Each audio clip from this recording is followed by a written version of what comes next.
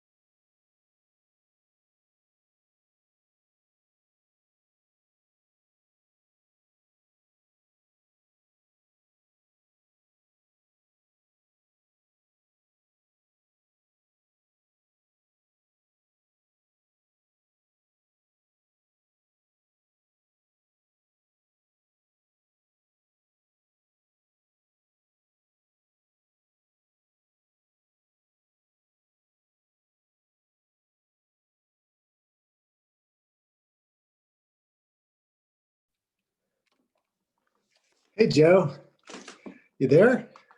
I am here. Hey, how's it going? Okay. Okay, how's the sound? Good. Sound is good. And the lighting here is good. It's good. Okay, great. So thank you everyone for joining us, and we will begin shortly with Lone Mountain. Yay! Okay.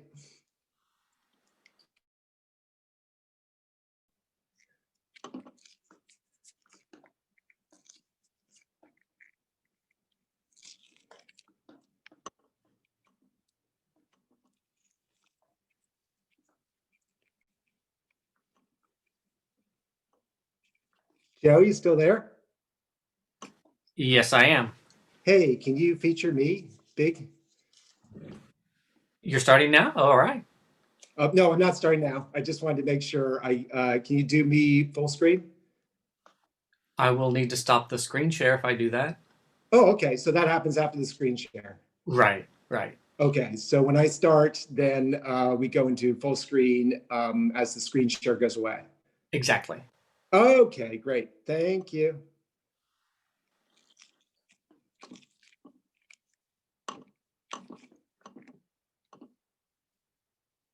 Oh, there we go. Perfect.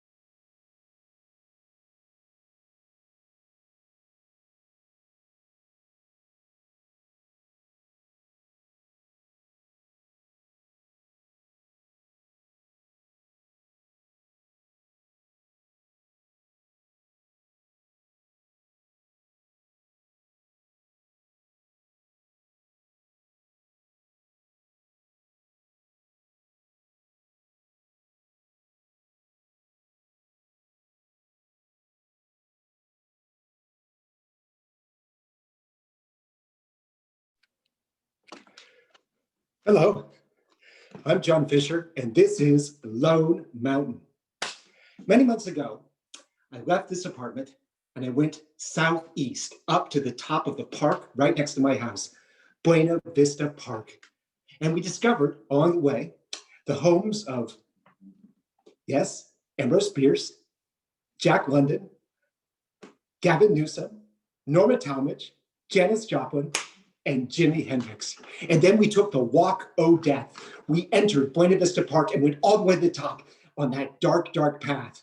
And we had to brave coyotes, there are coyotes in that park, predatory gay men, and nice middle-class people who've been outside drinking white wine and maybe had a little too much of it and were out to attack us.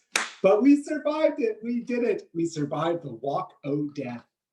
Then a few weeks later, I left northeast from this apartment and I went to the FILLMORE. On the way, we saw a huge statue of President William McKinley. And then we saw this beautiful house built by one of my favorite architects, Julia Morgan. We visited the John Coltrane Church. Then we went to the headquarters of KPOO Radio, KPOO, yes, on Divisadero. Then we went to Alamo Square and saw the former home of the great writer of The Color Purple, Alice Walker. That's where she lived when she had her affair with the great singer-songwriter Tracy Chapman. Then we went down into the Fillmore district to the jazz district of the Fillmore, and we visited the former location of Jimbo's Bop City. And we learned about the vicious destruction by the city of San Francisco and the redevelopment agency of that wonderful working class Black neighborhood. But tonight, we're gonna go northwest from this apartment on my bike, and we're gonna visit Lone Mountain. And we're gonna plant a gay flag at the top of Lone Mountain and make it gay. Yes, we're gonna make it queer. It's so exciting. Now, along the way, we'll visit some of the architectural wonders, some of my favorite architectural sites, and talk about some of my favorite San Francisco architects. We'll take a trip back to the 60s, and then we'll surmount Lone Mountain, a Catholic mountain, a Jesuit mountain in the middle of San Francisco. And we'll go all the way to the top. And at the top, there's another Walk O' Death, except this time it's a Ride O' Death. It's steep, steep, steep, but I'm hoping we'll make it. But there are a bunch of perils out there that we have to face. First of all, there's the cold. We don't want to get cold because this is COVID-19. If we get sick from something like a cold or the flu, we might get COVID-19. Also, there's traffic. COVID-19 has been terrible for driving. The driving is terrible out there, so we have to be careful. Also, we're entering private property. The University of San Francisco is a Jesuit school. It's a Catholic school. It's a private school. So we have to keep our eye open for security guards and Jesuits. They could be anywhere. And also, we have to be aware of COVID-19. And finally, at the very end, there's that wicked steep hill that goes all the way to the top of Lone Mountain. So we gotta watch out for that. Okay, all set? Let's get going. First of all, we gotta be warm. So I've got on my special riding suit. This should keep me warm. Then, I want to be safe, so I'm going to wear my helmet, as always. When I was a kid, I told you guys this a few months ago, I had a friend, and every time she and I left their house, her mother would say, "Oh, you're not going to wear helmets while you ride your bike? How nice of you. You're donating your organs to science. That's so generous of you. Think of all the people out there waiting for a kidney or a liver. They're going to be so happy to have your donated little kidneys and little livers. That's so nice of you." So we wear a helmet. Now, if we get in an accident, knock wood, we don't want to, but if we get in an accident, we want to have our insurance identification with us. So I'm taking my insurance card. There it is. If for some reason, knock wood again, I get knocked out, the paramedics will do a wallet biopsy. And I want them to find my insurance card because I've got great insurance through my wonderful husband, Michael, and that'll protect me. I'll get great medical assistance. Also, as always, we want to be COVID safe. So we're going to wear our mask the whole way to protect ourselves from that evil COVID. Then we've got our flag, our gay flag, which we're going to raise at the top of Lone Mountain. So we got to take our gay flag because that'll be the big moment.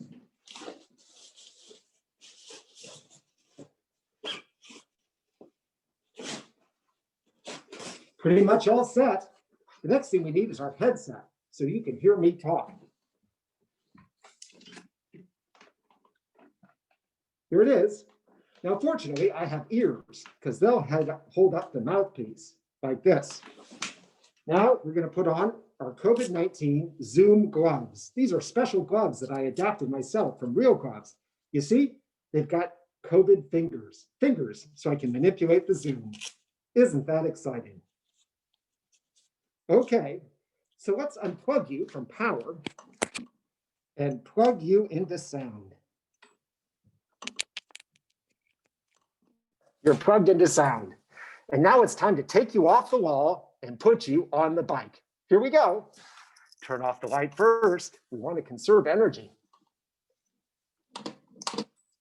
And now we're going to get onto my bicycle.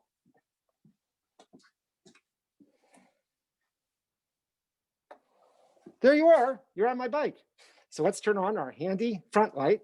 Look how bright that is for safety. And our blinking red backlight.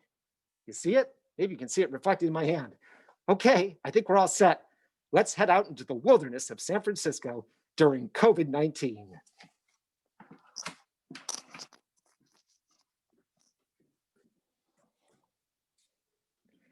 Here we go. Turn off the overhead light. There it goes.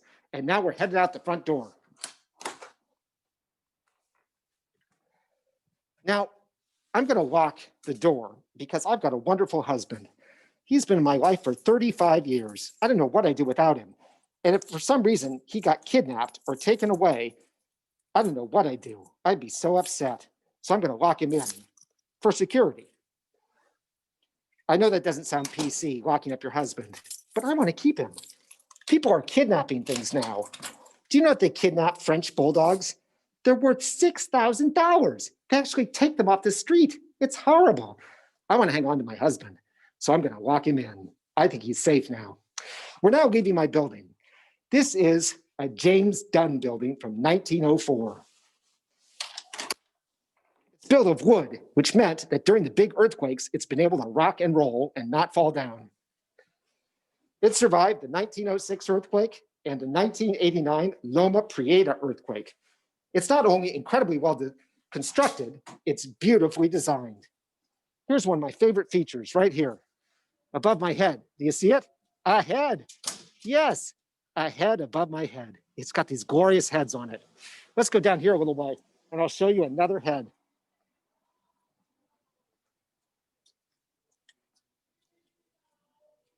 Do you see it? Right above my head? Yes, that's our apartment behind us, with heads all over the facade. Let's cross the street, and as we do, look and see in the background, and you'll see this wonderful Victorian building. James Dunn, master San Francisco architect, with an aesthetic all his own. We are now pointed down Central Avenue. This used to be the center of the city. So let's turn you around so you can see where we're headed. Look at that. It's our new fisheye lens, a whole new innovation for us. This was recommended to me by my friend, Henry Rosenthal, a distinguished filmmaker. How exciting is that? We're now headed off into San Francisco with our fisheye lens, headed down Central Avenue. We're going to turn left onto Haight Street. This is the spine, the backbone of the Haight-Ashbury neighborhood.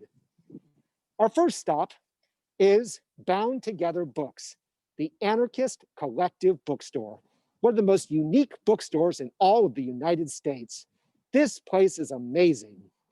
It was started in 1976 by two men who were former love children from the summer of love, and they thought that a little more anarchy should be brought to San Francisco. They've been paying market rate on this place. I keep thinking it might disappear, but it hasn't yet. We're so lucky. They have every year the Anarchist Book Fair, which they organize, and they also take anarchist books to the prisons so that the prisoners have a variety of reading. Look at that, Bound Together Books, the Anarchist collective bookstore. Now, I never thought of myself as an anarchist or a socialist or a communist, so I never went in this place. Well, one day I ventured in and I realized that they had a huge section on gay and lesbian theory. So I was the anarchist without even knowing it, just because I'm gay. Isn't that amazing?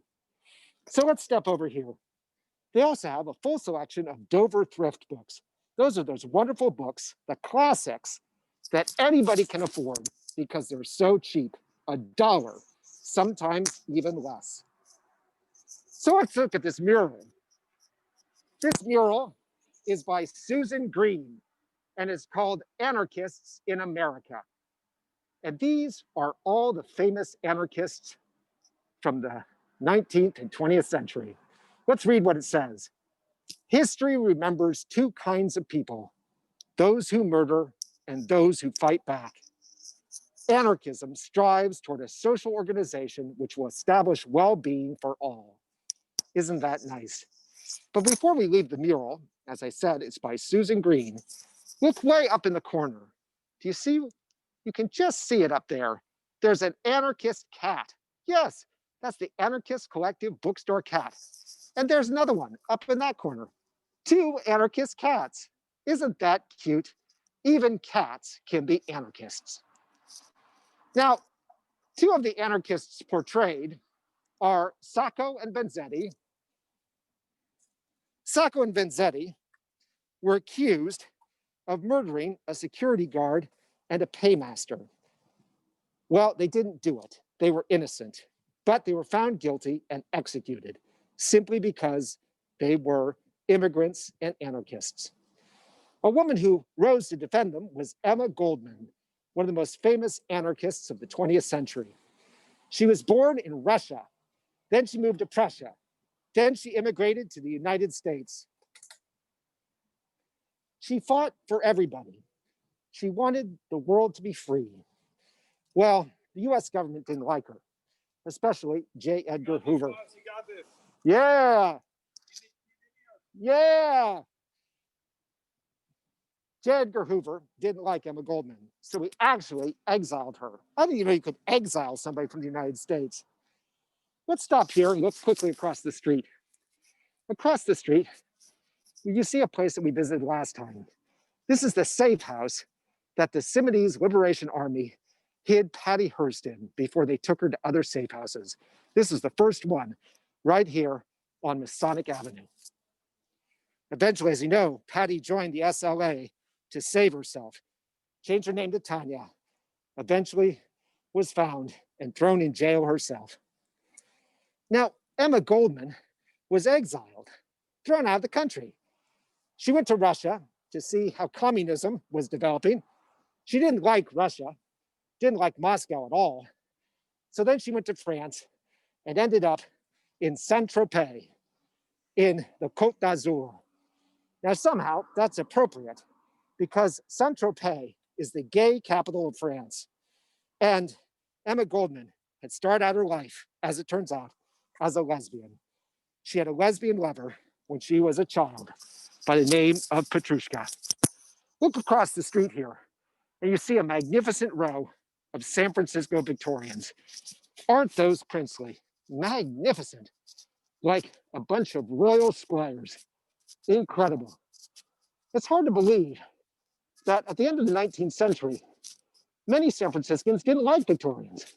They thought they were glowering, overpowering. Prima donnas, too European, too dominant. One of these San Franciscans was a man named Willis Polk. He resisted the Victorian aesthetic. He said it was too much and had nothing to do with San Francisco. So in 1904, he built the structure in front of us, All Saints Episcopal Church.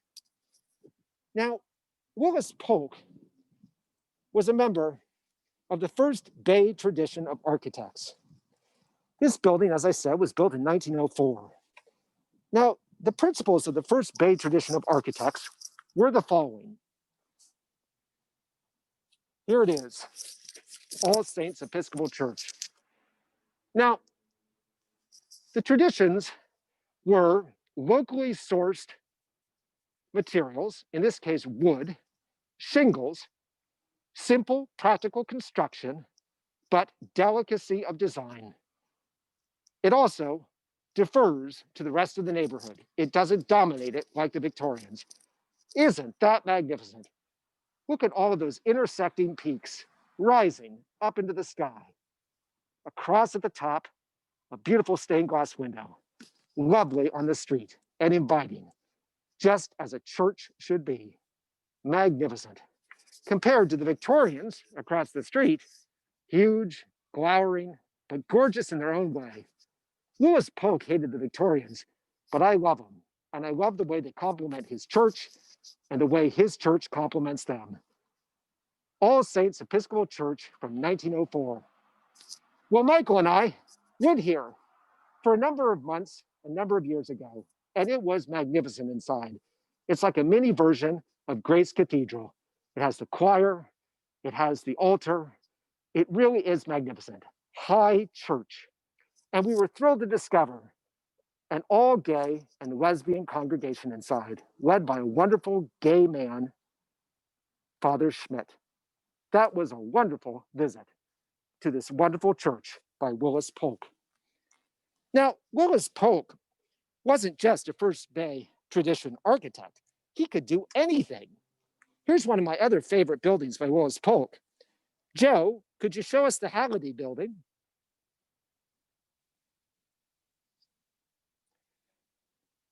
Look at that. That's like a completely modernist structure, a building made of steel and glass. Most buildings like that were built after World War II, but this was built long before. Willis Polk could do anything. Here's another favorite building of his, of mine. This is the Merchants Exchange building. There it is. Look at that. Completely the opposite. And not like the shingled church we just saw. A classical building. How exciting. Now I have a personal connection to this building because my father had his law offices in this building. And also, one of my favorite architects of all time, Julia Morgan, had her office here. But what I loved best about it was when my father took me to the banking hall. Here's the banking hall in the Merchants Exchange building. Look at that. It had pictures of the old harbor up on the walls. And here it is, filled with all of the most important men in San Francisco. What are they doing? They just decided to launch the PPIE, the Panama Pacific International Exposition, in 1915. This was a World's Fair to show the world that San Francisco was back on the map.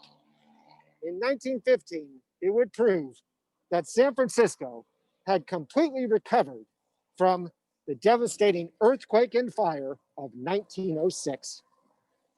We're now headed up Ashbury, and we're going to visit what is known as the Grateful Dead House here at 710 Ashbury. There it is, the Grateful Dead House, a magnificent Queen Anne Victorian. Isn't that delightful? Now, this was known as the unofficial city hall of the Haight-Ashbury, because this is where the Grateful Dead were. Also, the Haight-Ashbury Legal Organization was headquarters here. They provide free legal advice to the Flower children. Isn't that wonderful? In October 1967, the police broke into this building and arrested 2 of the Grateful Dead. And it's said that that was the end of the 60s. Of course, the 60s wasn't the entire 60s. As Peter Fonda said in the wonderful movie, The Limey, the 60s was part of 1967 and all of 1966. Just about 1 2/3 years. That was the 60s. It all came to an end in this building when the police broke in. If we look up and down this row, we see a series of Queen Anne Victorians, all designed by Robert Dickey Cranston in the 1890s. Aren't these lovely? I love Willis Polk, but I think his stuff only works because it's complemented by such wonderful rows of Queen Anne Victorians like this. Now, I know what a lot of you are thinking. Who cares? I'm not a deadhead. I don't like the music of the Grateful Dead. Well, I used to feel that way too. As a matter of fact, I felt that way for a long, long time. And then my wonderful husband introduced me to a terrific Grateful Dead album, Terrapin Station. I really recommend this album to anybody who's not a deadhead. It's got a ton of melody, real smooth jazz, a lot of energy, but it's very calming. It's the perfect mom rock album. And that's what I love, mom rock. I mean, I used to just love musical comedy, but now I love mom rock. And Terrapin Station is terrific. If you've never thought you could love a Grateful Dead album, listen to Terrapin Station. We're now headed down Waller Street to our next stop, which is the Hamilton Methodist Episcopal Church on Waller Street. Now, the first Hamilton Methodist Episcopal Church was made of unreinforced concrete, and in 1906, it collapsed. A second one was built, and this is the one we'll visit. Now, I'm sure Willis Polk would say that this is everything he hates in Victorian architecture. Here it is, and let's take a look at it. Built after the earthquake and still standing is this glorious edifice. Look at that. I love the way it commands the street. Look at the cross and the peak. Isn't that magnificent? A real stunner. But this isn't what we came here to see. In 1923, the Hamilton Methodist Episcopal Church decided it needed more space. It needed a gymnasium and offices. So it hired the incredible Julia Morgan to do the extension. Julia Morgan, you remember, from San Simeon, Hearst Castle, that magnificent building in the middle of California. Well, she also did very simple buildings, but elegantly. She too, like Willis Polk, was a member of the first Bay tradition of architects. And just look at the simplicity and delicacy and yet charm of this delightful building. The diamond-shaped windows, next to the arch windows, next to the rectangular windows with the square beneath them. Isn't that delicious? I just love what she could do with massing. She was a shapeshifter, just like Willis Polk. She could spend a ton of money or very little, but she always delivered great beauty. Julia Morgan, one of my favorites. Now, this church is famous because in 1985, it opened the Haight Street Family Center, which was the first homeless shelter in San Francisco, a landmark. In 1983, it started the Haight-Ashbury Food Program, which has been feeding people ever since. Now, around the corner here, the wall used to be painted with a glorious mural by a man named Codbell. The mural was called "The Spirit of Youth in America." Well, it's been eradicated, painted over. So the Haight still has the Anarchists of America, but it doesn't have the spirit of youth in America. Gone. I've had my own Julia Morgan experience. Years ago, I was cast in a play, and I was told that my costume would be a bathing suit. Well, I freaked out. I thought, you better get in shape, kid. So I started working out. Mainly, I started swimming. Fortunately, at UC Berkeley, there's a glorious Julia Morgan pool, the Hearst Pool. Joe, can you show us the pool? Look at that. That's why I swam every day. What a privilege. It soars above the campus, outdoors, and you're surrounded by these beautiful sculpted gods and goddesses. It made me feel like Zeus, Aphrodite, and Neptune all wrapped into one. What a great place to swim. I felt truly regal and ethereal. Magnificent. We're back on Haight Street now, and we're approaching Wasteland, a vintage clothing store. And there it is in front of us, Wasteland. Isn't that precious? Look at that. Magnificent. Wasteland was designed by a man named Bernard J. Joseph in 1907. It was designed to be originally a theater, the Superba Theater, a movie theater. But now it's a vintage clothing store. I just love the details and that massive arch. It is incredible. Now, Joseph also designed one of my favorite theaters in San Francisco, the Orpheum Theater. That was the first place I ever saw a Broadway show. It was on tour, and it's one of my favorite musicals ever, on the 20th century. And when it was on tour, it starred Rock Hudson. Joe, can you show us Rock Hudson? Oh my goodness, there is Rock Hudson. Look at that. My goodness. Tall and handsome and live on stage. I couldn't believe it. I took my friend Jessica Lutz. She was my bud, and she was really into musical theater. I had the best time watching this show. Incredible. Rock Hudson. And at intermission, Jessica turned to me and said, Rock Hudson can't sing. I said, phooey, he's singing well enough, and he's tall and handsome. Who cares? Look at him in that smoking jacket. I can't get over it. Hey, if you ever want to have a big thrill in the theater, go see a matinee that has old-time movie stars in it. The audience goes crazy. They worshiped Rock Hudson. He's the best movie star ever for one reason. He's got the best name ever. And he's exquisitely tall and handsome. I couldn't get over it. So let's look at a building across the street from Wasteland. This is an old bank building that's been turned into decades of fashion. Isn't that charming? I spent a lot of time in this store because when I was doing Present Laughter, I had to buy a whole bunch of dressing gowns because Noel Coward plays, like stuff that Rock Hudson is, are full of dressing gowns. So I had to stock up on the dressing gowns. I'll tell you something else about Rock Hudson. In researching this piece, I actually found a recording of one of the songs from the show, and his singing was fine. I mean, he didn't have a lot of power, but he certainly knew how to hit the notes. It was charming. The problem is his predecessor in the role was John Cullum, one of the greatest musical comedy singers of all time, with an almost operatic voice. My favorite. Still, Rock Hudson made me a fan that afternoon. Here across the street, on Haight Street, is another James Dunn apartment building. Isn't this magnificent? This is just like our building. Lots of Parisian influences. And you see that the front of his buildings often look like the back of Spanish galleons. That wonderful Parisian influence.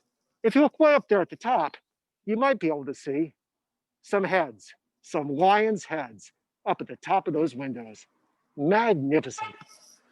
Now, James Dunn was not a trained architect.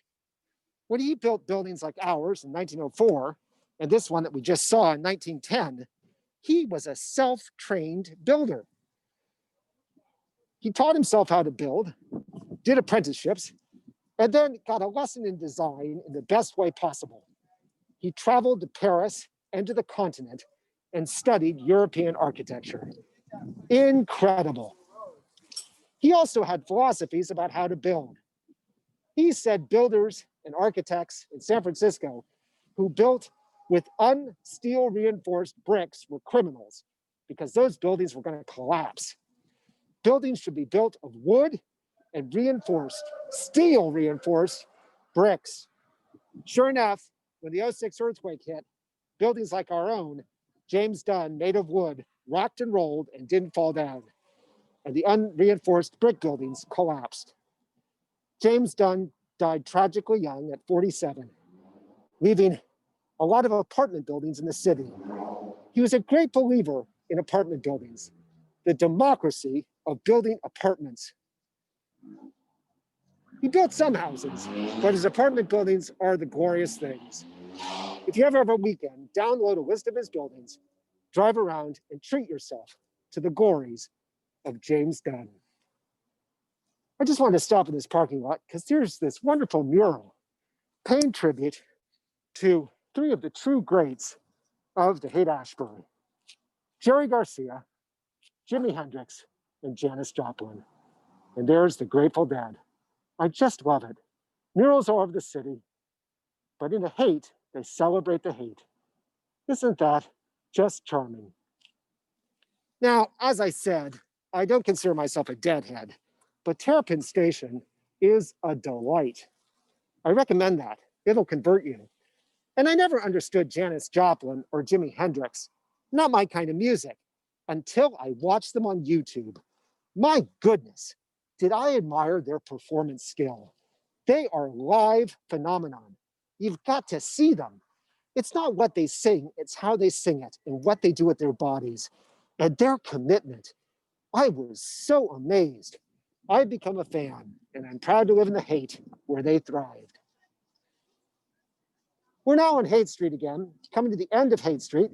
You see that it just crashes into Golden Gate Park in front of us.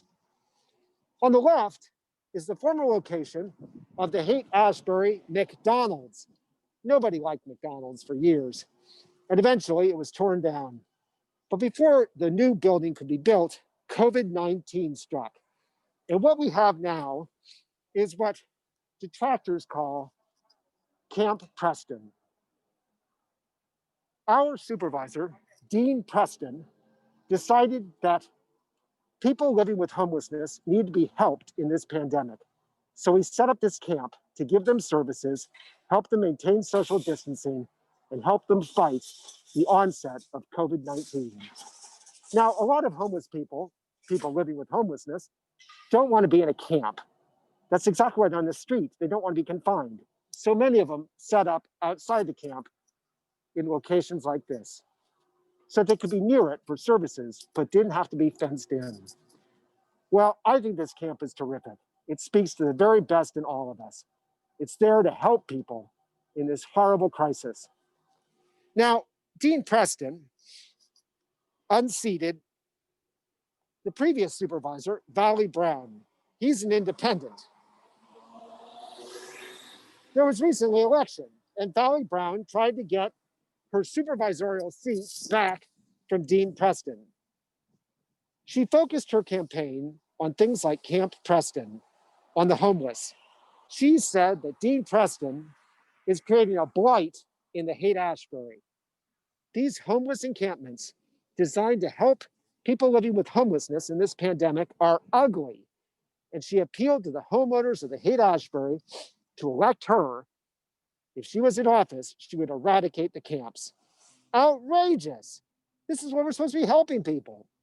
Fortunately, Dean Preston was reelected and Valley Brown was not. My goodness, this is a tragedy. It's like Frankie Roosevelt and the New Deal. We've got to help people. We can be snobs about home ownership later, if at all. But right now, like Dean Preston, I believe that these people need to be helped. Fortunately, Valley Brown was not elected, and Dean Preston is still in office. We're now turning into Golden Gate Park. Look at this. Even in the midst of the pandemic, they built this glorious cafe. Isn't that charming? Look at that. And right next to it, they built the first ever, in this part of the park, bocce ball court. Isn't that great? A little bit of Europe in the middle of Golden Gate Park. Look at the lights. How charming. Even in the midst of a pandemic, new things happen. What a glorious city it is. We're now in Golden Gate Park, John McLaren's masterpiece. The idea for Golden Gate Park came in 1868 when Frederick Law Olmsted, the great landscape designer, said that San Francisco needed a park like New York City's Central Park, which he designed. San Franciscans needed someplace to escape to the greenery, to get away from the rigors of the city. Well, Olmsted was not the person who built it. The person who built it was John McLaren, a Scotsman. And Scotland is famous for creating landscape architects, especially in the 19th century. He came to San Francisco. He started working on the park in 1871, and he worked on it until he died. It was his life's work, and how magnificent it is. Generally acknowledged to be much more successful than New York's Central Park. He created wooded areas, lawns, copses, lakes. He said his first principle was that he never, ever, ever wanted there to be a sign in Golden Gate Park that said, "Stay off the grass." He wanted people to feel like they could go on the grass anytime they wanted. We're now approaching what is known as Hippie Hill. Hippie Hill is at the end of this meadow, off there in the darkness. Hippie Hill is famous. It's a holdover from the 60s, the Flower Children. You can come here and see drum circles, hippies, and a lot of marijuana smokers. As a matter of fact, this is ground central for 420. On April 20th, every year, thousands of people gather here and puff away. For years, they were doing it because they wanted marijuana to become legal. Well, now it is legal, and they're still doing it. It is crazy. Now, I was here one April 20th, and at about 4:15, everybody started inhaling, but they didn't exhale. They just held it in and kept inhaling. And at 4:20 p.m.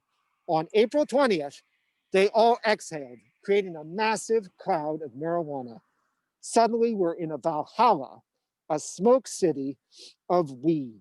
It was magical. I didn't inhale. I just observed. Now, people often ask, where does the name 420 as an identifier for marijuana smoking come from? Well, it's not Bob Marley's birthday. That's a myth. He was born in February. It's not a police code for, look, there's some marijuana smokers, let's bust them. It's not an ironic reference to Hitler's birthday, which is April 20th. In fact, it comes from my neck of the woods, Marin County. I went to high school at Redwood High, but another high school in the Tamalpais Unified School District was San Rafael High. At San Rafael High, there was a group called the Waldos. The Waldos were inveterate marijuana smokers. They just loved to puff away. And they had a code, 420 Louis. What did that mean? It meant that at 4:20 p.m., they would meet at the statue of Louis Pasteur. Joe, can you show us the statue of Louis Pasteur at San Rafael High? Isn't that adorable? That is by the great San Francisco sculptor, Beniamino Bufano. And whenever the code went out, 420 Louis, the Waldos, the marijuana smokers, would gather there. Why? To get high? Well, yes, of course. But also they were on a mission. One of them had acquired a secret map. The map was of secret marijuana fields located in Point Reyes next to the Coast Guard station. And when they met there at 4:20, they'd head out to Point Reyes to try and find the secret marijuana fields. Isn't that crazy? That's where 420 comes from.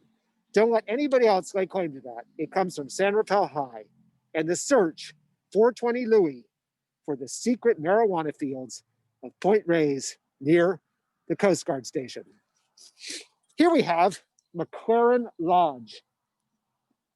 McLaren Lodge was built in 1895 by a man named E.R. Swain. It's a superb example of Richardsonian Romanesque. Richardson was an architect in Boston, and he built these beautiful Romanesque type buildings. Look at that glorious sandstone, the luscious red roof. Wonderful. I've seen his structures in Boston, and they are magnificent. But he influenced architects in San Francisco like E.R. Swain, and these are delicious too. I just love them. There are a couple here. The Carousel building is Richardsonian Romanesque, and the Art Center. I encourage you to check them out. This was built for John McLaren. He wanted to retire, but he wouldn't let himself. At 60, he didn't retire. At 70, he kept working, kept building the park. They even gave him a dispensation which said he would never have to retire. And at 92, they threw him a massive celebratory dinner to celebrate his 92 years and all the years he spent in Golden Gate Park building this wonderful civic gift.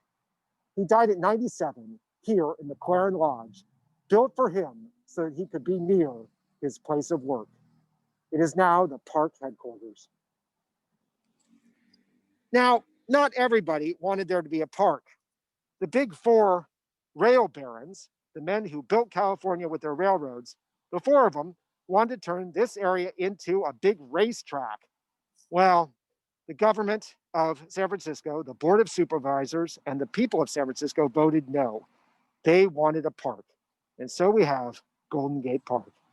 Thanks to the people, the Board of Supervisors, and the wonderful John McLaren. We're now going to head up Lone Mountain, and we're going to see our first Catholic edifice. Lone Mountain is basically a big Catholic mountain in the middle of San Francisco. The first edifice is St. Mary's Hospital. St. Mary's Hospital opened in 1857. It was opened by the Sisters of Mercy. The Sisters of Mercy were nuns and nurses in Dublin, Ireland. They were asked to come to San Francisco by the California legislature and by the Board of Supervisors in 1855 with the authorization of the Archdiocese of San Francisco. They were invited to come here and promised money to help the indigent people of San Francisco who were suffering from the cholera epidemic. It was called the Asiatic cholera, and it had arrived on the USS Uncle Sam. Now, Asiatic cholera is ridiculous. Nobody really knew where it came from. But then, as now, people wanted to blame China for the virus. The cholera was sweeping across the city. The government was desperate. Somebody needed to take care of the indigent, what we would now call people living with homelessness. The Sisters of Mercy volunteered, and the entire order came to San Francisco. They made an arduous crossing of the Atlantic, made an arduous crossing of Nicaragua to get to the Pacific, and then sailed through the stormy Pacific all the way to San Francisco. They got here, reported to the county hospital, and immediately began focusing on caring for the indigent in this horrible epidemic. Then, the legislature of California and the Board of Supervisors reneged on their promise and withdrew the money promised to be given to the sisters to take care of the indigent in the epidemic. They took the money away. The Sisters of Mercy left the county hospital and founded St. Mary's Hospital, specifically at first to help the indigent during the cholera epidemic of 1855. Now, of course, this is a modern hospital, but if you go inside, you pass through many parts of it that are very, very old. It's like traveling back in time. It's fascinating. And across the street is a much older version. This, of course, is not from 1857, but it is older than the one across the street, probably 20s or 30s. It's amazing. Then as now, government struggling, trying to decide, will we help people or will we not? It's incredible. It gets back to the Dean Preston Valley Brown controversy. Aren't we going to help people in this crisis? Well, thank goodness for the Sisters of Mercy and St. Mary's Hospital. They helped the indigent, the people living with homelessness through that pandemic. We're going to take a left turn and go up a very steep hill. I hope we make it. And as we do, I'll relate my personal experience of St. Mary's Hospital.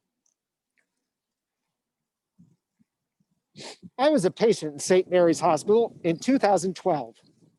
My doctor told me that I had a hernia and it had to be fixed, so I'd have to have an operation. I came in, I had an operation, it went well. And then in 2015, I had another hernia, so that had to be operated on. Now, the staff here was great, and they gave me tons of great drugs in preparation for the operation. It was supposed to be a local anesthetic, but it totally knocked me out. And after the operation, when I woke up, my husband, Michael, said I was loopy. I was laying on my back saying, "You guys are great. This hospital is wonderful. I love everyone. You're all so beautiful. I love you, I love you, I love you." I would not shut up. Well, the operations went well, but I very quickly realized that if I didn't start taking care of myself, surgeons would. So I started exercising, eating right, and taking responsibility for my own health. Now, the operations had a glorious benefit, which also turned into a glorious liability, because I was sent home with a little bottle of codeine. I'd never had codeine. I loved it. After those operations, I'd sit on my sofa, pop some codeine, and then fall backwards in bliss, a blissful slumber. I was like one of those characters in the movie Trainspotting. I was an addict for 3 days. The thing that persuaded me that I had to cut out the codeine was that I also became constipated. I was so backed up. A word to the wise. Don't become a drug addict if you like to have your bowel movements. I realized then that I would never be a successful heroin addict because I love my bowel movements. Drugs are not for people who like to have their relief in the morning. Constipation is the price of drug use. It's a well-kept secret, but they should tell children that. So I was a 3-day drug addict, and then I kicked it because I got sick of constipation. And here in front of me is the glorious University of San Francisco campus. Look at that. St. Ignatius Church rising gloriously, golden, into the San Francisco sky. Amazing. But I want to cross the street first to look at something else. We'll come back to St. Ignatius. The campus of the University of San Francisco was founded in 1855. Originally, it wasn't here. Originally, it was on Van Ness, and it was there until 1906. It managed to survive the earthquake, but it didn't survive the fire. The fire burned down the entire campus, tragically. So they moved the campus up here, and it slowly grew on this mountain, Lone Mountain. Now we're going to cross the street and take a look at a very unique building. This building fascinates me. It is actually a Carmelite monastery, part of the larger Catholic community on the Lone Mountain. This building was built in 1956 through 1958 by a local architect named Paul Ryan. Paul Ryan decided that the best structure for a Carmelite monastery would be something in the Spanish Baroque style. Look at this. Isn't this charming? Spanish Baroque from 56, 57. If you look up there,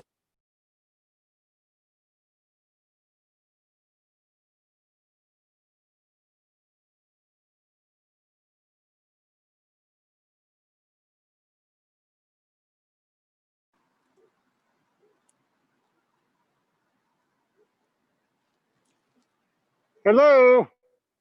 Am I back? I think I must be. You are Am I back. back? You are back. Thank you. Thank you. If you look at this structure, it is Spanish Baroque. If you look on top, way up at the top there, you'll see the Madonna and Child. What a charming building. There's a little tower. It's all so old-fashioned and wonderful. It looks like it fell right out of Spain. What's amazing about it, it was built in 56, 58. Nobody was building buildings like that then. That was the era of modernism. Buildings weren't supposed to look like that. They weren't supposed to look old, like they were from Spain. They were supposed to look like the building in front of me, this law school across the street. Steel and glass, big solid buildings with lots of air and light going into them. That was modernism. This behind me, this wasn't modernism. This was something else entirely.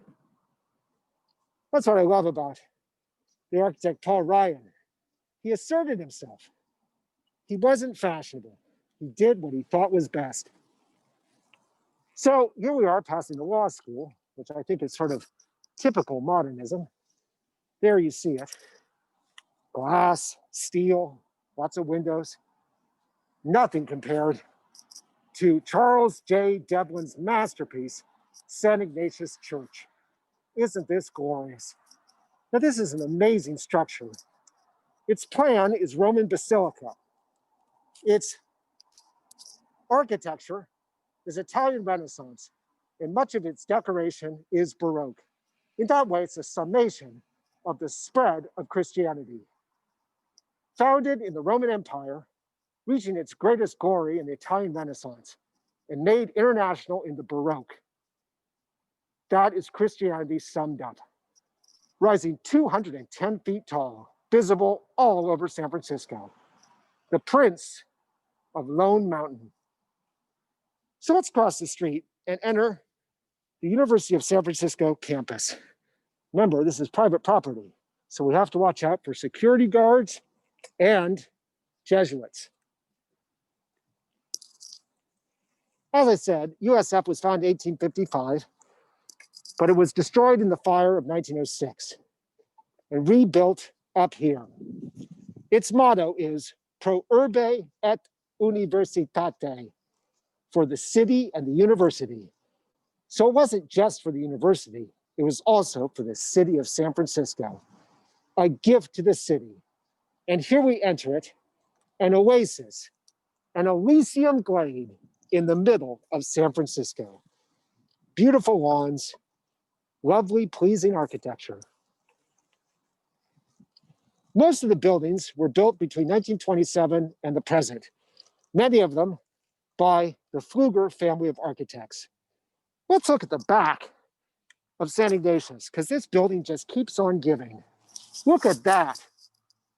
A campanile. It's like you're in Venice or Siena. Wonderful. With a bell at the top. And right next to it, the most charming dome in San Francisco with a glorious lantern on top. A building that just never stops. I recommend going inside of it. It is glorious. In front of me is Kamenowitz Hall. I came to the University of San Francisco in 1982. I was going to San Francisco State, but I wanted to act. I was desperate to be in a show, preferably a musical. So I came to the University of San Francisco, and I went directly to the College Players. The College Players were founded in 1863, and they are the longest continuously running student-produced college theater company west of the Mississippi. They were headquartered in the theater inside this building, the Gill Theater.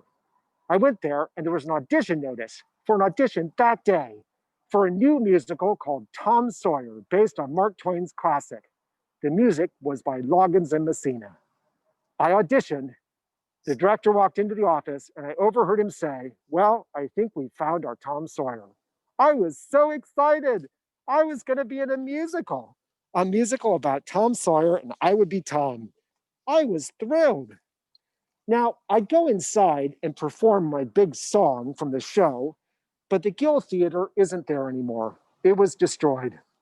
When this building was completely redone in 2012, they eliminated the Gill Theater. But I can show you something else that was added, which I really like.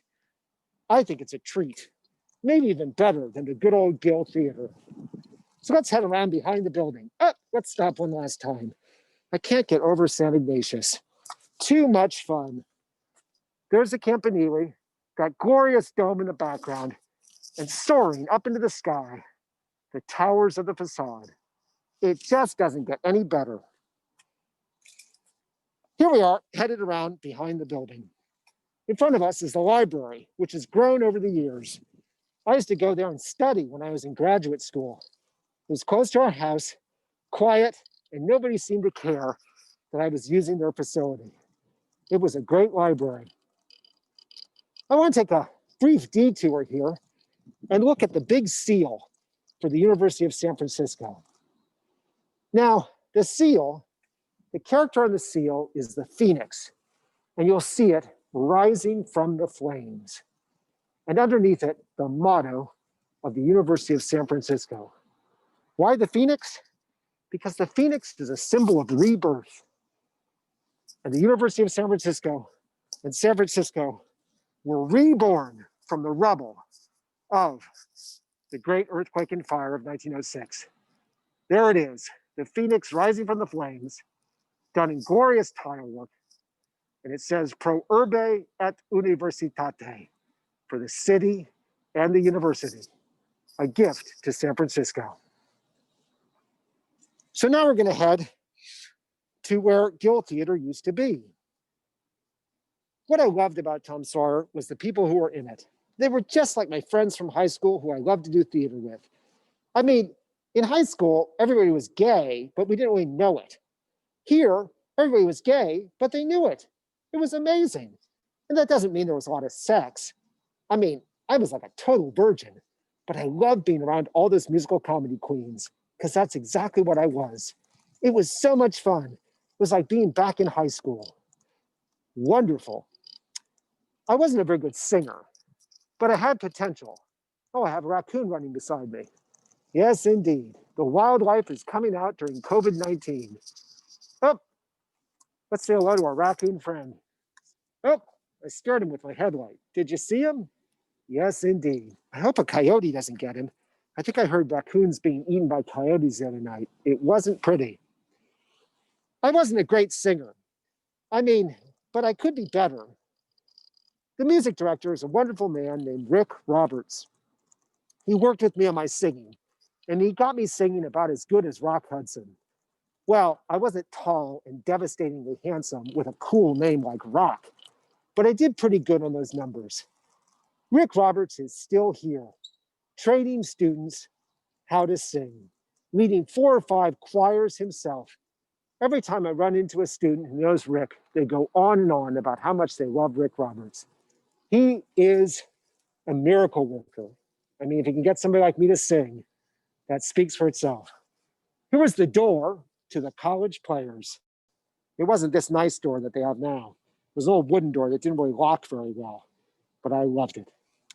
So here's what I wanted to show you. Out behind where Gill Theater used to be, the back wall was actually this wall to my left. They've built a charming amphitheater. Isn't this just the cutest thing? Wow, a Roman-style amphitheater behind Calvinet's Hall. Actually behind where the Gill Theater used to be. This is delightful. Now, the Roman amphitheater had a skene, or sort of a temple at the back of it, behind the stage. Well, they gave this theater a temple too, because there, behind the stage, is a portal brought to the University of San Francisco from Spain. This is a portal from the Church of Santa Maria de Abia from 1650, a Baroque portal from the town of Trio in Spain. How did it get to the University of San Francisco? Well, in 1931, William Randolph Hearst, buying up stuff to put into his new palace, Hearst Castle at San Simeon, bought this. But Julia Morgan couldn't fit it in. He had bought too much stuff. He had warehouses and warehouses full of stuff. She put in everything. If you've been to San Simeon, you know that. So this stayed in storage. I wonder how the people in Trio, Spain felt about this being sold. Anyway, years later, an heir of his donated it to the University of San Francisco in 2002. And in 2012, it was integrated into the redesign of Kalminovitz Hall.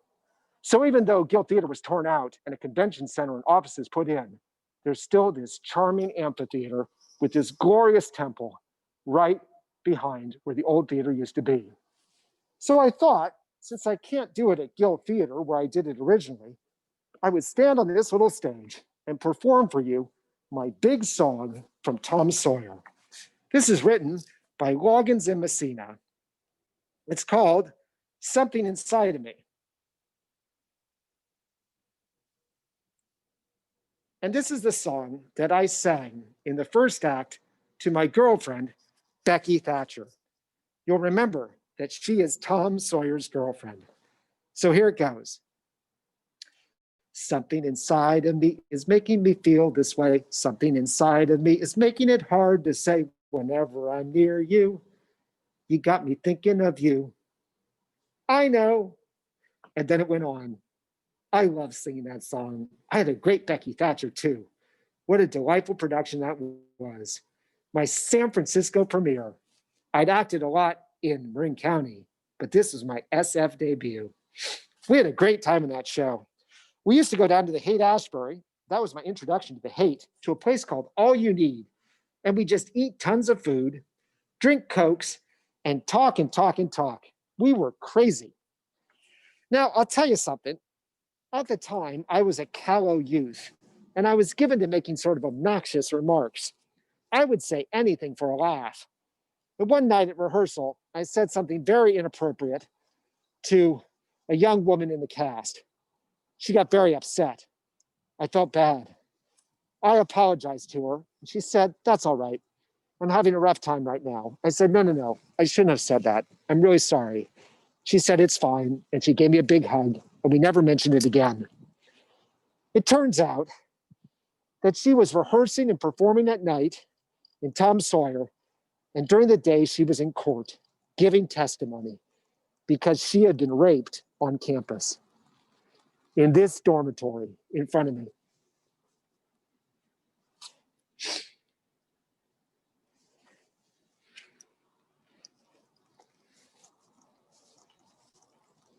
A University of San Francisco basketball player named Quentin Daly entered this young woman's room and verbally, physically, and sexually assaulted her. He was arrested and went to court and stood trial. She gave testimony. He was found guilty. He was given a 3-year suspended sentence. Basically, he got off. He never acknowledged his crime or apologized for it. It later came out that a basketball fan had given him a $5,000 no-show job, a job he didn't even have to show up for, just a $5,000 gift. When the chancellor of the University of San Francisco, a man named Losquiavo, found out, he called a press conference and he said this was outrageous. A crime without punishment and a bribe to bring a star basketball player to our campus. The basketball team and the basketball team supporters have behaved without integrity. He said that is the end of basketball at the University of San Francisco, and he disbanded the team. After these events transpired, the young woman in Tom Sawyer brought a civil action against Quentin Daly, and he settled for $100,000, which she received, and he actually apologized. Very sad. The stories that work beneath the performers in a musical. Now, I don't want to sympathize with the perpetrator, and I don't. What happened to my friend was terrible. But Quentin Daly had a rough life. He was born in Baltimore in 1961, and a month after he was born, both of his parents died.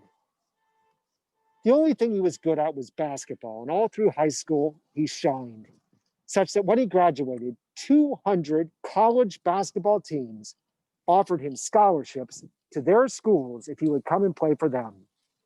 The University of San Francisco had a great team at the time, and he chose to come to the University of San Francisco.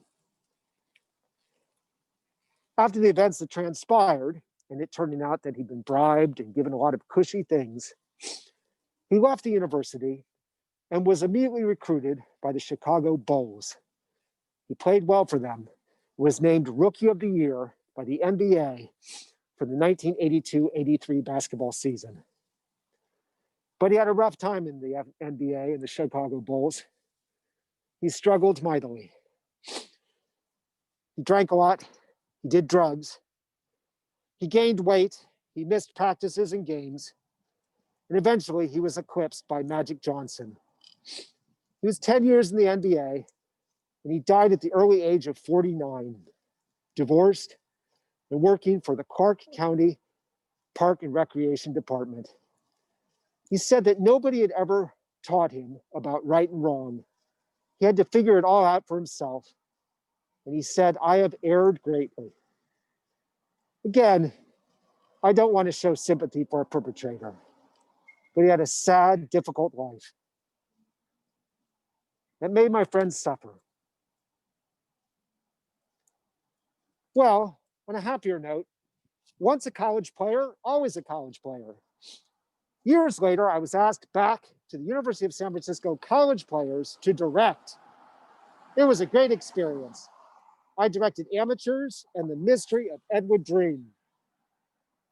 Now, while we were working on the project, they dug up an old picture of me and Tom Sawyer. And I was 18 and had the longest hair I've ever seen in my life. I had never had hair that long until today. I've not had a haircut since March. My hair has never been longer. I'm waiting until a vaccine. When I get vaccinated, I'll cut my hair. Right now, it's just getting long and crazy. Now, when I was hired as a director of the college players, I had to sign a contract with the University of San Francisco. Most of it was pretty boilerplate stuff, nothing surprising. But there was one clause that said that in the execution of my job, I would not promote birth control. What? How in directing a play would I end up promoting birth control? It was then I realized I was working at a Catholic university.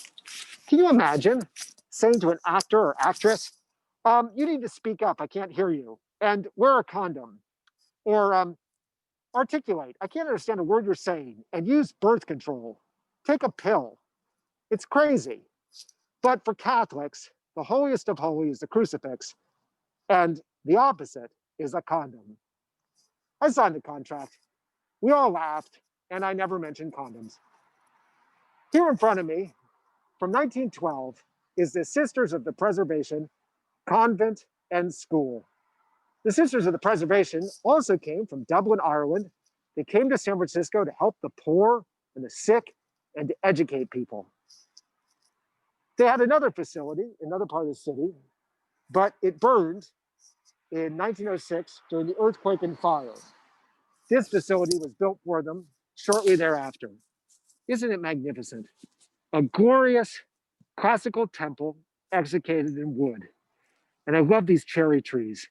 If you come back here in the spring, they are gloriously pink in front of this beautiful building. Well, eventually, the Sisters of the Preservation, of the Presentation, moved out of this building, up the street to their own convent building, and they moved the school to another building called Presentation High School. They get their name, the Sisters of the Presentation, from the presentation of the Virgin Mary by her parents in the temple in Jerusalem. We're now coming up on the convent of the Sisters of the Presentation, a completely modernist building just up the hill. A lot more room, but not quite as exciting as that incredible classical temple they had from 1912. There it is, the Sisters of the Presentation. Their former building, the classical building we were looking at, became Lincoln University. And eventually, even that went out of business, and it was bought by the University of San Francisco and became another University of San Francisco building. In front of us is the former Presentation High School, a Catholic private high school, which moved, and then even this building was bought by the University of San Francisco. So slowly, everything has been absorbed into the University of San Francisco. What a lovely building this is. It has a theater in it, the Presentation Theater. It also has the drama department in it, although they don't call it the drama department here. They call it the Department of Performance and Social Justice. Here, you're not just trained to act, you're trained to act for a purpose, to help people, to educate people, and not in Catholicism, but in healthy lifestyles and social justice. What a great idea for a program. In 2006, I was invited here to direct a production, and it surprised me that they asked me to come here and direct it. It's called The AIDS Show. The AIDS Show is a play that premiered at Theater Rhinoceros in 1982. In 1982, people didn't know anything about AIDS, but it was killing people. So the artists involved in death and survival, AIDS, created the AIDS Show to educate people, to amuse people, even in the middle of that horrifying pandemic. They wanted to help people understand how to promote and to enact safe sex. They also wanted to give a lighter side to all the death, show that people were still human in the midst of all this death. So here I was being asked by a Catholic university to come direct this gay show. I couldn't figure it out. But the whole university was doing a year dedicated to AIDS. Now, Catholicism has been very helpful in helping people deal with the AIDS pandemic. Irregardless of identity, sexuality, expression, they wanted to help people who were sick. So they dedicated this entire season to AIDS, an exploration of everything that's being done, the growth of AIDS in Africa, and also theatrical representations of AIDS. So I was invited here to direct this production of the AIDS show. Well, I thought that was great. I came here, and this is a naughty show. There's a lot of naughty behavior in it, but there's also a lot of instructional behavior. At the end of Act 1, there was a big song sung. It was called Safe Living in Dangerous Times.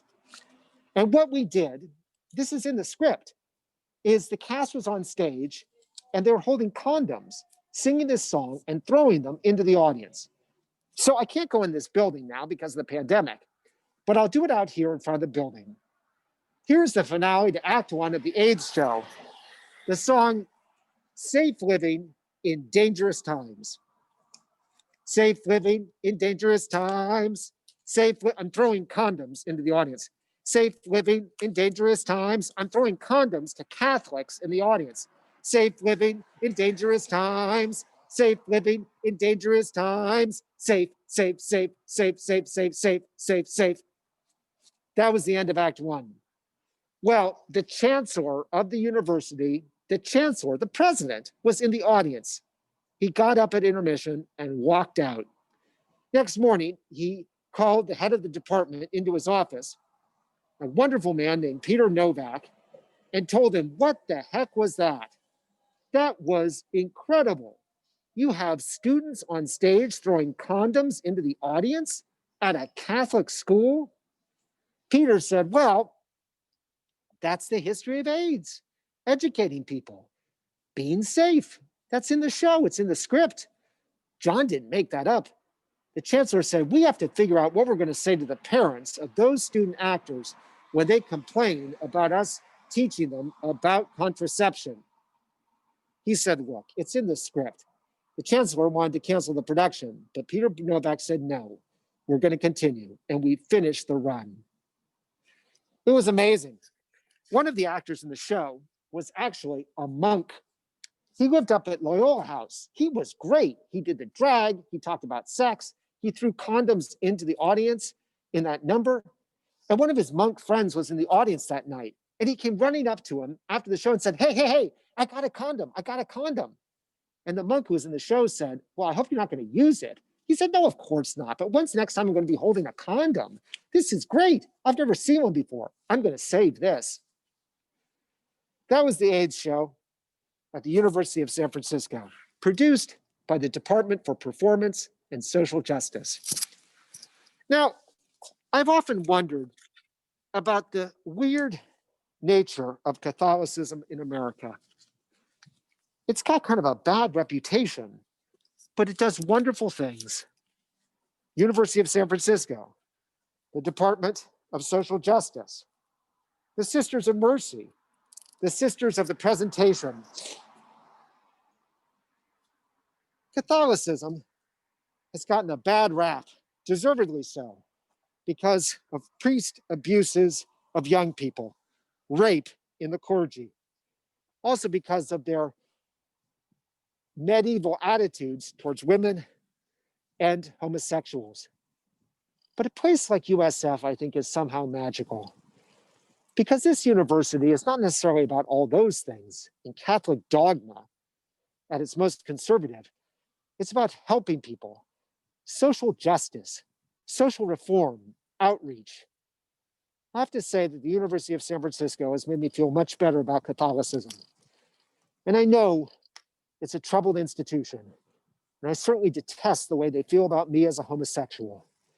But I've never felt unwelcomed or criticized or judged on this campus.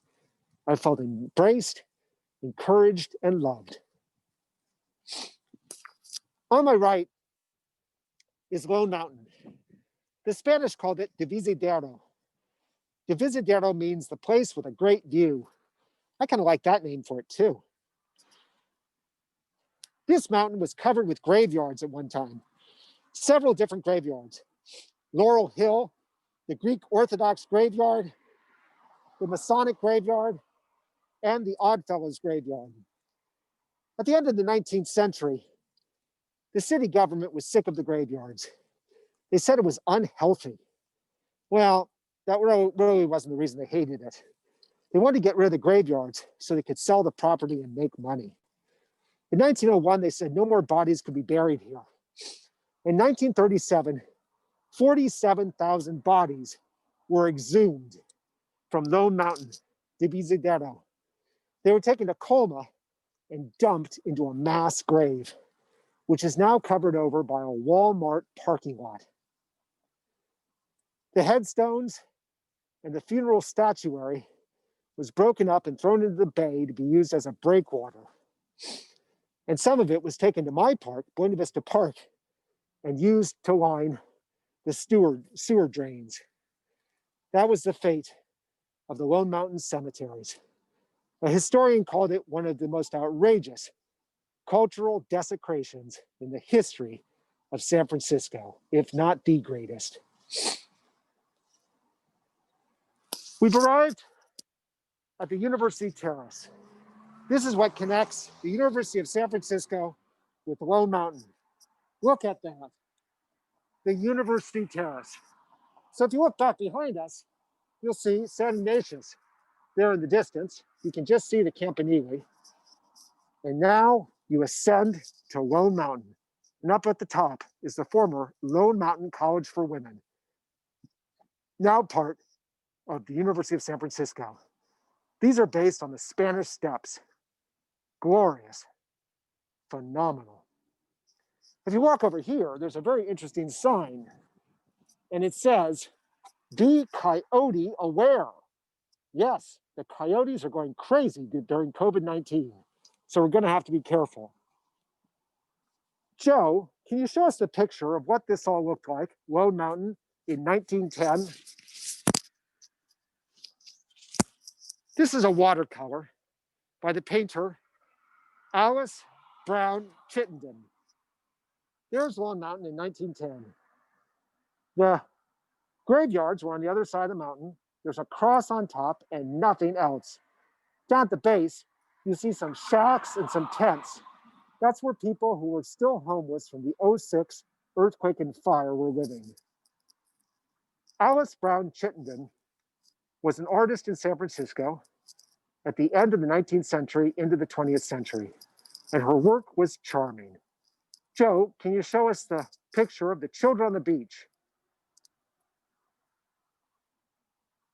Her specialty, oh, look at that. Isn't that fun?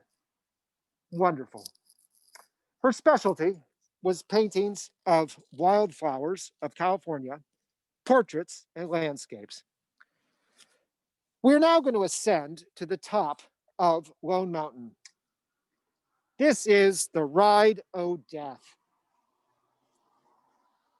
Again, we're entering private property, so we have to be aware of security guards, Jesuits, coyotes, and raccoons. Anything could happen. And also, this is the steepest hill I ride up in San Francisco. I hope we make it. I will tell you about Alice Brown Chittenden as we ascend. So here we go up the Ride o' Death. Alice Brown Chittenden was born in 1859. Her parents moved to San Francisco, where she went to high school. She evinced a great talent for drawing and painting in high school. When she got out of high school and was of age, she married, but she didn't like her husband. So a month before her daughter was born, she left him, moved back in with her parents, had her daughter, and eventually moved out and lived alone as a single mother raising a daughter. Her specialty, as I said, was paintings of the wildflowers of California, also portraits and landscapes. But she did 350 paintings of the wildflowers. These paintings were not only a gift to art, beautifully rendered, they were a gift to science, because even today they are studied so that botanists know what was then and what was now, what was here in the 19th and early 20th century, and what is still here and what is gone. She made a living by teaching at what would become the preeminent art school in San Francisco, the San Francisco Art Institute. She taught there from 1897 to 1941. She was truly a new woman, independent, interested in social reform, a suffragette, an inspiration to her students as an artist, but also to all women, that they could live alone, independently, and succeed. Her artwork won many awards and was shown all across the United States and in Europe. She truly inspiration to everyone she worked with. And we have now arrived at the top of Lone Mountain, this magnificent edifice at the top of the mountain. Every bit as charming in its way as St. Ignatius. I just made a reference to the San Francisco Art Institute. When COVID-19 started, it seemed like it was going to shut down for good. But apparently they've raised $4 million and are going to accept a new class. Thank goodness. It has survived. This is the former Lone Mountain College for Women, built in 1932. The funds were raised by the Sisters of the Sacred Heart. The architect is the terrific H.A. Minton, and it is a Gothic masterpiece. I just adore this school. I used to come up here and study in their library. I loved it. It was worth climbing every step of the University Terrace. What a glorious building. The Sisters of the Sacred Heart were founded by Mother Cabrini, and she became the first US citizen to become a saint. This school was meant to encourage the next generation of women like Alice Brown Chittenden to get an education, the sciences, the arts, and in literature. Well, the school struggled a lot. All female schools weren't doing well in the 60s. So in 1968, they became co-ed and started to admit men, but that didn't save the school. In 1978, the school shut down and it was absorbed into the University of San Francisco. Over there, behind that wing, is Loyola House. That's where that monk lived, the one who was in the show. Remember, his friend ran up to him after the show and said, "I got a condom, I got a condom." They both lived in Loyola House. What enlightened monks they have here. Well, in 2017, yet another body was exhumed from Lone Mountain. It was the body of a little girl, not even 3 years old. They didn't know her name. She was in a beautiful little casket with a glass window on it. Well, the coroner smashed the window because it was a suspected crime. And they only realized it after they had broken the casket that the little girl had died in 1876. Nobody knew her name, so she was called Miranda Eve, an unidentified body. I'm looking down to where the body was discovered. She was in the Oddfellows Cemetery, that portion of the cemetery that belonged to the Oddfellows. Her body was so well preserved that they could see that she had blonde hair, her skin was preserved, and she was holding in her hand a purple nightshade flower. That was what was in her hand when she was found. Purple nightshade flower. Also scattered in the coffin were eucalyptus and roses. The body was reburied in Colma. And a good friend of mine, Henry Rosenthal, who I mentioned earlier, who advised this fisheye lens, is an Oddfellow. And he was one of the people who officiated at that ceremony, sprinkling purple nightshade flowers into her grave.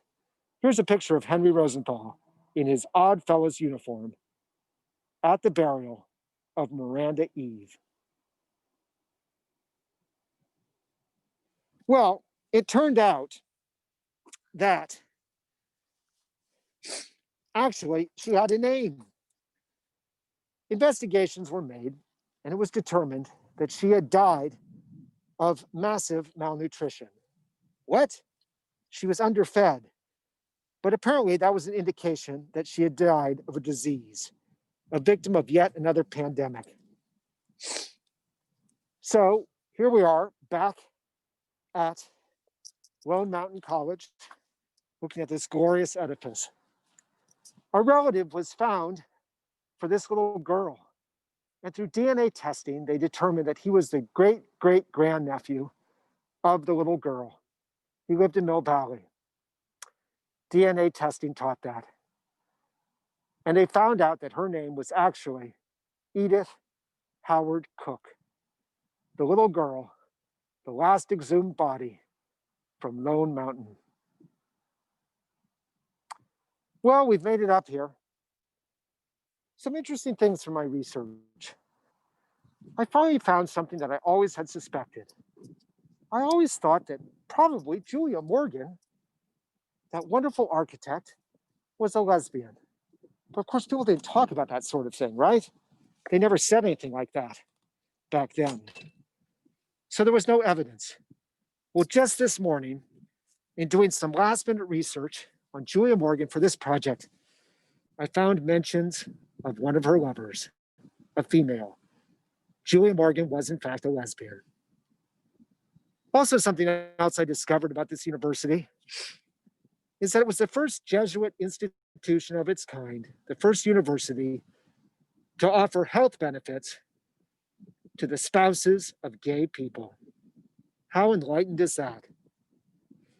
So here we are at the top of Lone Mountain, and I thought, in tribute to Julia Morgan and to this wonderful university, which in the midst of so much Catholic failure continues to inspire somehow, that I would raise a queer flag and bless it with the sanctions and the approvals, at least for tonight, of the gay community.